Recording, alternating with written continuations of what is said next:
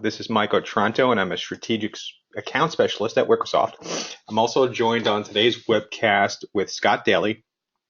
He's one of our senior account executives. And today we're going to focus on some of the best practices with Project Online and Dynamics 365. After the webinar, you will receive an email with a copy of the recording and the slide deck so you can review. The line will not be open for questions, but you can type in your questions via the chat feature. So if you want to know more about Microsoft and who we are today, we are a Microsoft joint venture that was founded in 2002. We provide consulting, business process outsourcing, managed services, and global support for staffing. We are a triple gold certified Microsoft partner. Less than 1% of partners ever have that designation.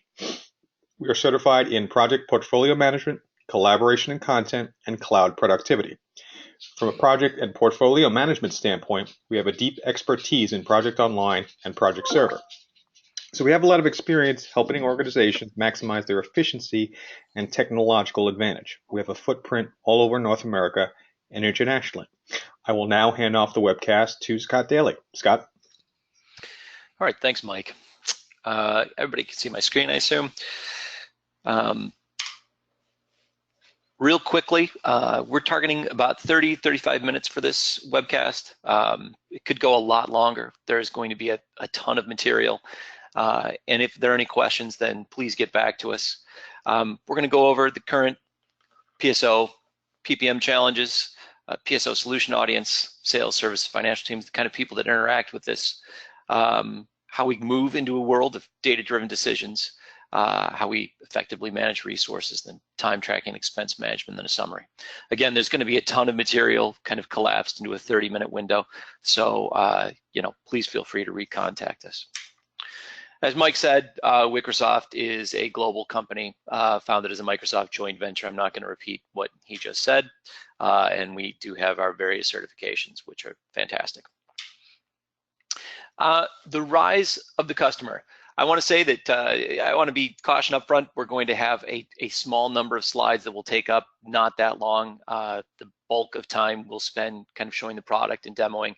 But up front to kind of set the stage, we have this very nice historical progression from the age of manufacturing through the age of distribution, the age of information, and finally the age of the customer.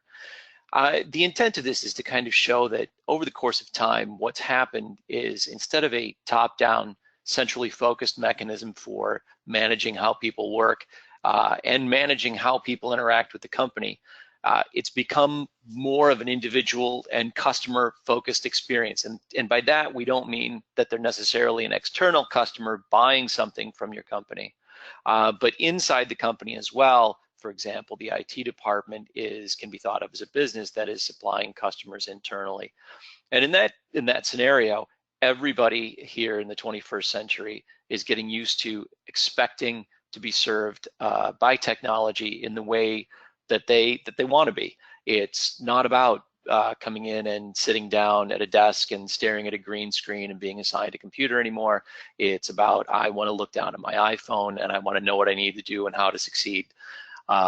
Without having to sacrifice the flexibility that I've gotten to expect out of my consumer products. State of the market, customer experience, overtake price and product as a key brand differentiator. I think that we all are experiencing this. The real parallel is that this is both internal and external. It used to be that as you kind of entered a large organization that you could impose a lot of process and practice on your new employees, and of course that's still the case, but the expectation is definitely shifting again to a more customer-centric experience. The goal being not to make people happy as much as to make them effective and want to be more effective. Productivity, again, the kind of key here is that we're hoping to actually increase productive time. And that means that in this case, if you're going to be switching tasks, you need to kind of reduce the well-known downtime between with transaction switching. Speed of business, of course, we all live in an increasingly, or at least it feels like it's an increasingly rapidly changing environment. But the key again is in the old days, whenever a system was implemented or projects were undertaken, it was a huge endeavor of a lot of upfront analysis and planning.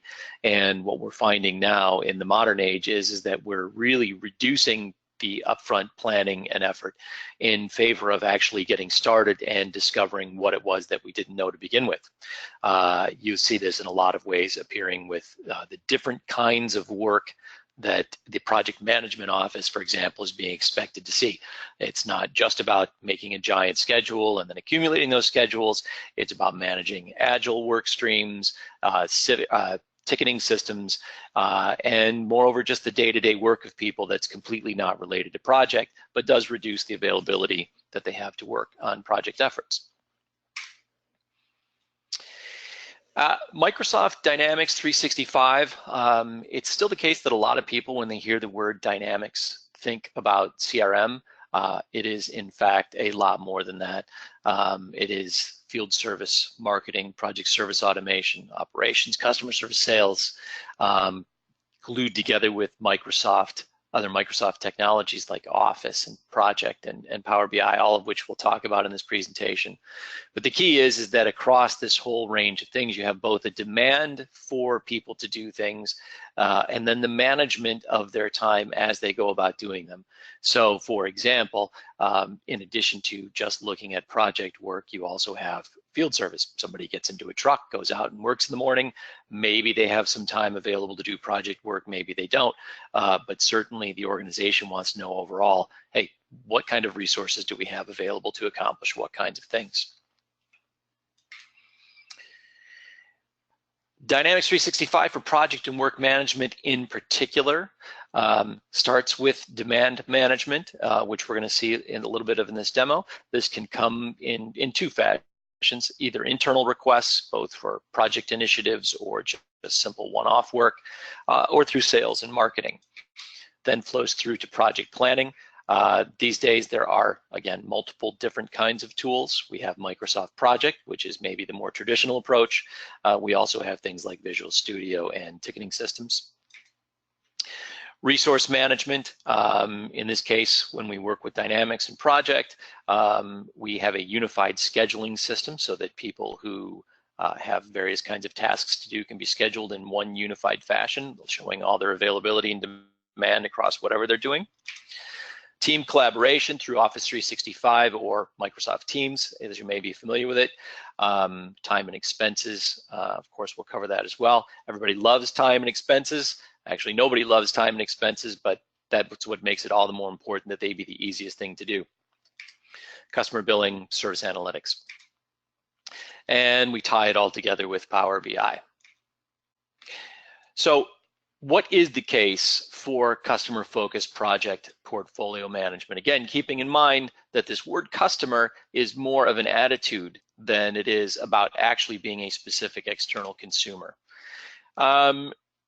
We have an economy of project-based people-centric services business. Now, what that means, of course, is that over time, it's become people's time, their service time has become much more valuable. And that means that making sure that we are leveraging it to its fullest, that includes both the people that we have working for us and the people that are consuming our products, is one of the most important things. Clients demand greater predictability, accountability, and valuable for their services. Again, we have a notion of both centralization, globalization, and at the same time, decentralization, kind of pulling in separate directions. We have a diverse workforce. We have projects that are now becoming fixed fee. And moreover, we have a hodgepodge of point solutions, spreadsheets and email. So most organizations are coming into this with many more than one means for doing planning and for managing work. And in modern age, we are not saying, look, everybody needs to change and go to one system. What we're trying to do is say, people can continue on where they are, but we need to be able to aggregate it up to one spot eventually so that the organization can be most effective. The functional requirements that Microsoft Project Service can cover between Project Online and Dynamics, and you do get both Project Online and Dynamics 365 for the same price. You can cover both CRM which is kind of the pipeline in, and we'll see how that can reflect both sales and just simple project suggestions. Project contracts. If you're working with an external client, of course, a contract is different than an internal client, but in either case, there are promises to do things by certain times for certain costs. Dynamics 365 has a very sophisticated rate table and the ability to handle expense reporting at a very sophisticated level. And then, of course, top-level resource scheduling and customer billing, and then leverages the Dynamics workflow through the bottom. Project Online brings a more sophisticated project prioritization and optimization engine, a certainly more complex scheduling engine, team collaboration, assignments, resource management, analytics, and integration. Where a solution in a particular client falls at a particular site is very much a matter of business requirements and historically where the company has been. There's no such thing as an ideal or perfect scenario. Again, a lot of it matters. A lot of it depends on the current state of the target organization. So this is a transformative service, and by transformative service, again, we mean that it's a transition from a chaotic and ad hoc environment, or maybe an environment that has some structure and not a lot of structure, to an environment where you have a backbone of demand management through to analytics and integration without demanding that each one of these people change how they actually do their jobs, or at least not to a massive extent. Again, I want to contrast that with the way things used to be. If you implemented the system, everybody had to change to meet the system. These days, that is much less the case.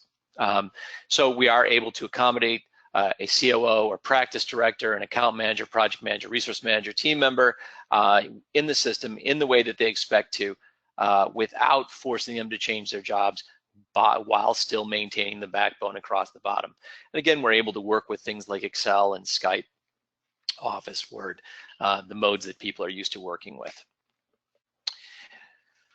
So having gotten through the bulk of the slides, we're going to talk a little bit about it, actually what the system actually looks like.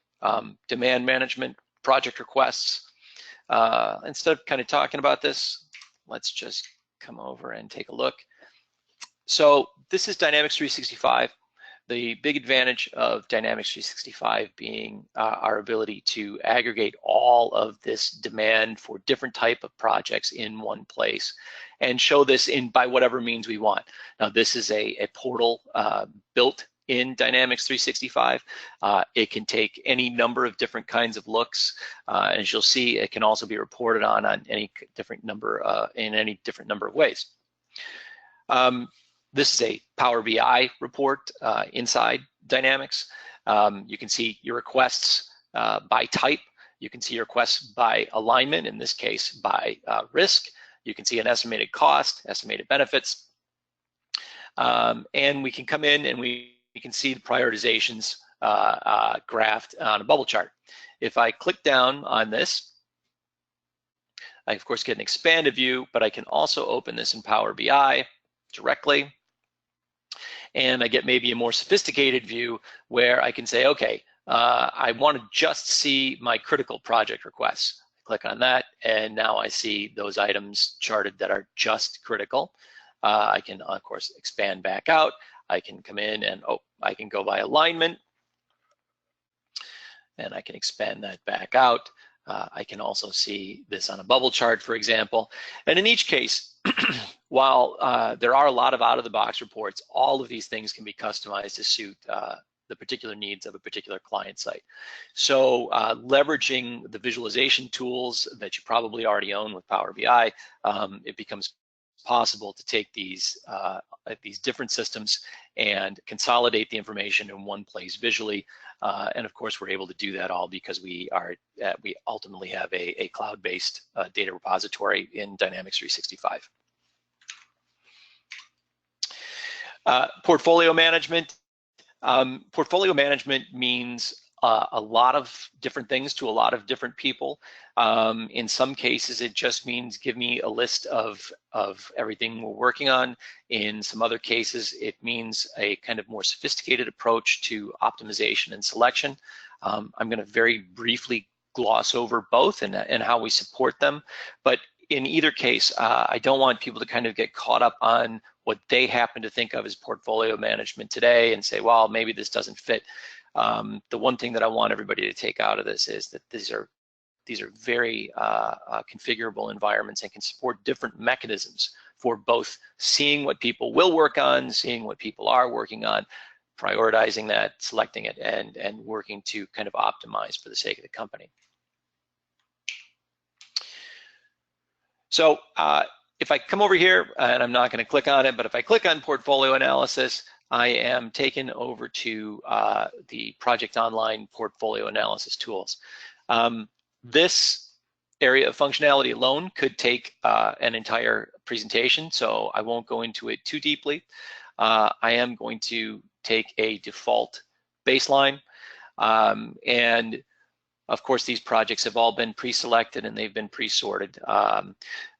The concept of how these projects are ranked by priority is done through something called business drivers, and they then get laid across the efficient frontier. The efficient frontier being, listen, if you take this selection of projects, you will be optimizing your spend against your business strategies. And again, we could talk about this a lot and spend a lot of time on it, and we're not going to. But I'm going to say, instead of the $25 million that this entire portfolio costs in order for us to get 100% of our strategic value, I've only got $5 million. So I'm going to ask Project to recalculate that and tell me what I should do. And I'm going to wait while it thinks hard about this. And right away, we can see that it's moved out a set of projects. Now, it didn't move them out according to just where the priority waterline was and say, okay, everything below 3% is going to get cut. What it does is look at both strategic alignment and cost, and it says, how can I optimize my portfolio selection? So again, I stay along this curve here and I'm getting the maximum value. Well, at the same time, we all know that that's really not how things work. People have pet projects, for example. There are regulatory projects that simply have to be done. So we do, of course, have the ability to force projects in. Now, at this point, I want to say as well, even though the whole portfolio cost $25 million and we reduced it to $5 million, we're still receiving 85% of our strategic value back. So that's actually a nice scenario. You can see that it drops off very steeply on the graph over on the side. But I'm going to force this one in and I'm going to recalculate it. And you can see that I have an indication that it's been forced in. I have a new list of projects that have been moved out, and I'm now below the efficient frontier in that I'm now only receiving 55% of my strategic value for the same 5 million, whereas before I was receiving 85%. Now, there's a ton of stuff buried in this. How did this happen? How did this come together? Is this more than what I would need? How would I do simple prioritization? If there are any questions about those kinds of things, I would encourage you to get back a hold of us because, again, this piece alone could take an entire session.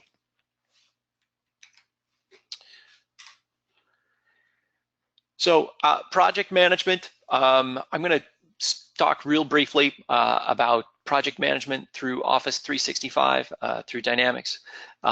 We also, of course, support project scheduling and project management leveraging Microsoft Project. We won't cover that in this call. Again, these are things, project management or Microsoft Project is a deep product, and we could spend an entire call on that. The key point is that the two do work together. So if you have a large, complex project where you really would like to leverage Microsoft Project to its fullest, we support that integration. If, on the other hand, you want a lighter weight online version, we support that as well. So my active projects, again, keeping in mind that we have kind of a central portfolio view of the world. So you're able to come in and select any particular project. In this case, I'm going to just jump ahead to VoIP phones. You can see that we have the ability to customize project stages across the top. In this case, this is for maybe what you would call a more external workflow, new quote plan. The workflow could look like anything in any environment and could be more focused, if your customer was in fact internal, this workflow could reflect that as well. So it maybe would look something more like proposal. I don't know if you'd come up with a statement of work, but you might want to have a justification. Down the side, we have all the kind of pieces of what you might want in a project.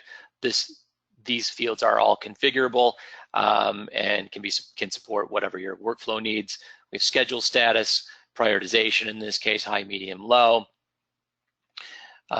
work progress, spend progress, revenue progress, where you are graphically as well. Again, in each one of these cases, the point is that we have a project and we are able to come in and say, okay, can I get all the metadata that I need for this project in one place? Can I get a central place to see all this? And then can I consume this in whatever way I want? And the answer is yes. We also have, of course, all the related functionality, team members, resource requirements, risks, issues, changes, actuals, things that you would expect in a project management system. If you need to, we support different project types as well.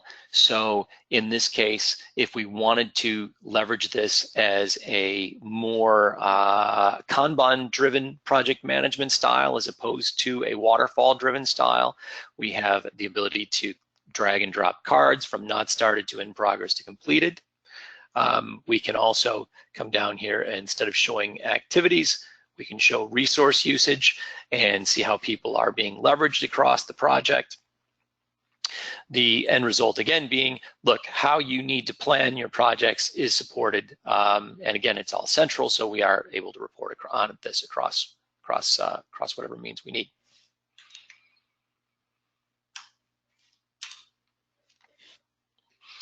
Resource management, this is a key concern in many organizations, and in fact, a lot of organizations start with the notion that the most important problem they have is not completing projects on time within the iron triangle of budget, scope, and cost, or budget, scope, and time. But really what we need to do is make sure that people are properly allocated, not over-allocated, not under-allocated. And so we support that mechanism as well. In this case, Dynamics has what they call a unified scheduling board. It is a drag and drop interface. As you can see in this case, I'm not going to make that change, but in this case you can see that Ashley Quinn is over allocated between, no, I need it. Well, I guess we're going to keep staring at Ashley Quinn for a second. Anyway, well, it calls good attention to the fact that the system does track her skills and what her level of proficiency is across those skills. And boy, that window is just stuck there. And as well, we are able to, wow, that is not going to go away. We're able to kind of see exactly how everybody else is allocated and what they're allocated on there. It went good. Thank you. Thank you for getting rid of that. So she's got both work orders and project time, and between the two, she is not going to see, not going to possibly finish either one. So we would be able to reschedule her time. And then of course we do the same thing for everybody else. So in this case, one of the questions that we frequently have is, well, you know, I have a huge organization with thousands of people. Are we able to break this down into groups and units that one person would be working on? And the answer is, of course, yes. You're able to kind of structure these teams of people in whatever way makes the most sense within your organization. One of the things that I wanted to talk about really quickly was with Power BI and how it comes together, how it pulls things together with one portfolio. You're able to see across various different kinds of reports depending on what you need. In this case, lean metrics, a health summary tab. What is the product? If we want to drill into various projects, we can do that from here. If we want to drill in by manager, state, business unit, again, these things are all configurable, but you get an all-up visual representation of what is going on in your portfolio. Of course, we can look at this through timelines as well. And if again, I'm going to skip ahead and say, look, if we have Visual Studio team services in place and we want to look at this in terms of an agile project, we can do that as well. Of course, the key being that the data coming in is Agile only in this case. And if we needed to do this with Jira or something else, that's all supported as well.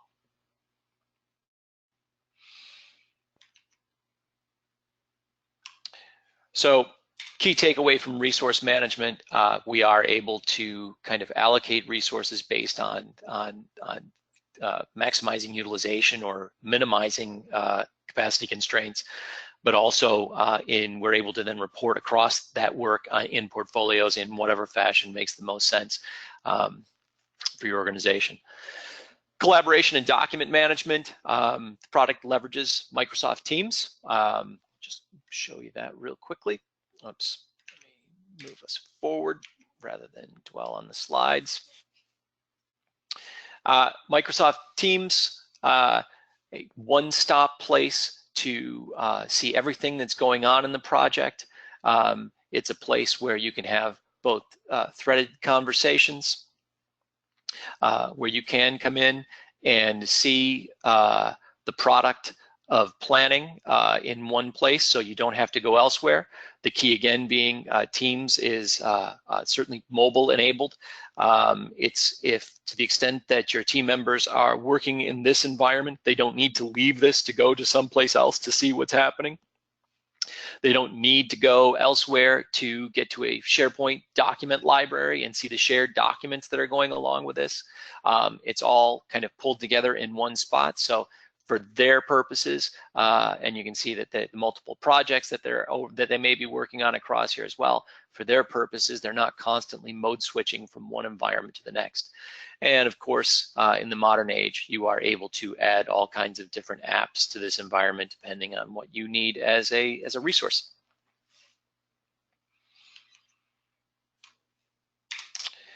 Time and expense management. I'm going to go into this just kind of briefly.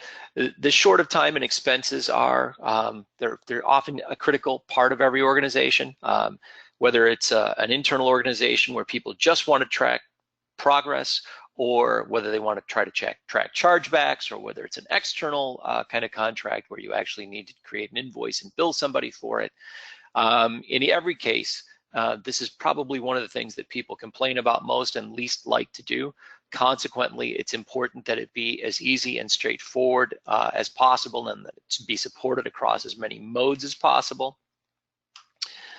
And so if we come in, we take a look at this, of course, each week you're going to pull in what you've already been working on. You're able to go across maybe different organizations if you have them. You're able to go across different projects if you have them. You're able to select different tasks if you want. If you want to have these things pulled in automatically, you can do that as well. You're able to both track overtime work and normal work and bill it separately. You're able to track non-billable, billable, etc.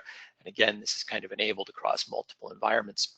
So you don't have to force somebody who has, for example, left the office to somehow find their way to a PC to sit down at. They are able to do this time entry on their phone. Okay, demo. Finally, analytics and integration that we've seen kind of through this whole demonstration. All of these things keep coming back together through the same visualization vehicles. Those visualizations can be varied and can be focused on exactly what an independent or an individual user needs. In this case, down in the corner, we're kind of showing targets versus actuals and things like that. But the upshot is that there is no real limit on our ability to aggregate data across systems and to then revisualize it. So in summary, leverage what you already own. For systems that are working and are in place that people are already working in successfully, the days are kind of gone where we're going to force those people out. It's now possible to pull this information together into one place without a huge integration project and allow people to kind of continue on the way they are. Use what your team already knows. Increase the value from the current investment in Microsoft. That's always awesome. Common IT platform in terms of Dynamics 365. This is, I think, a lot broader than anybody realized a few years ago. And then, you know, theoretically, if in fact some solutions are ready to be retired, that potential exists as well to kind of move things forward into a modern world. And with that, I want to call your attention to the fact that if you want a free assessment and roadmap or a free trial, we would be more than happy to have you contact us at NA Sales, which stands for North American Sales, at wickersoft.com. And with that, we have reached the end of the webinar. Please feel free to contact me directly if you'd like. That is SDALEY at wickersoft.com. Thank you.